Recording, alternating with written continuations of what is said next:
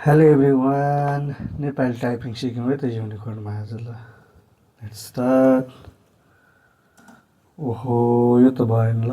Google इनपुटलाई download गरेर setup गरौँ है त आज।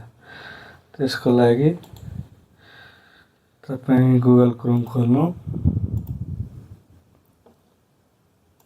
अनि गुगलमा गएर Google input tool Anil Pathak भनेर सर्च गर्नु।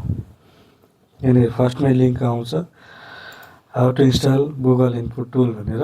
यसमा डाउनलोड लिङ्क पनि छ। यहाँनिर सब्सक्राइब बटन छ, यसलाई अलाउ पनि गरिदिनु।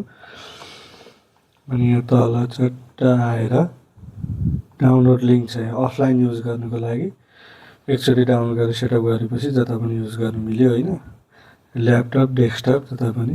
यहाँनिर छ लिङ्क, यसमा गएर डाउनलोडमा थिचिसके पछाडि टाइमर चल्छ। अब यो टाइमर सकिसके पछाडि डाउनलोड हुन्छ। यहाँनिर पपअप ब्लक भन्यो, डाउनलोड भएन भने यहाँनिर if download did not start click here भनिन्छ, टक्क थिच्दिउँ। थिचिसके पछाडि यो आफै डाउनलोड हुनुपर्छ।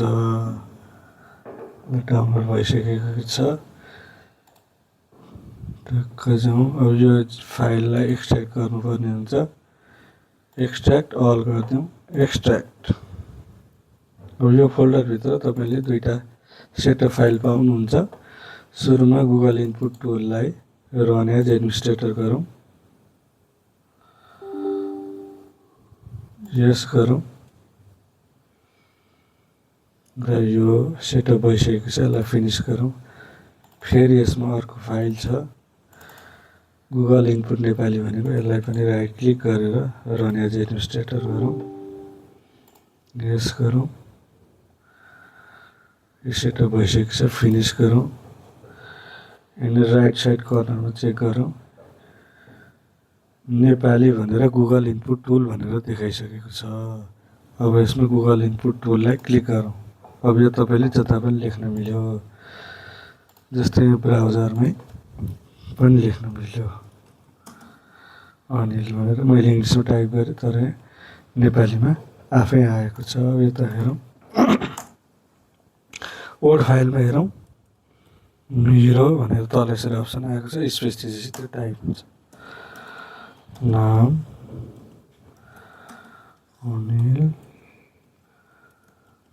पाठक, यसरी तपाईँले शब्दको भ्यारिएसन दिन्छ। फर्स्टमै लेखेको ठिक छ भने स्पेस दिनु, आफै आउँछ। यसरी तपाईँहरूले गुगल इनपुटबाट सजिलै नेपाली टाइपिङ गर्न सक्नुहुन्छ।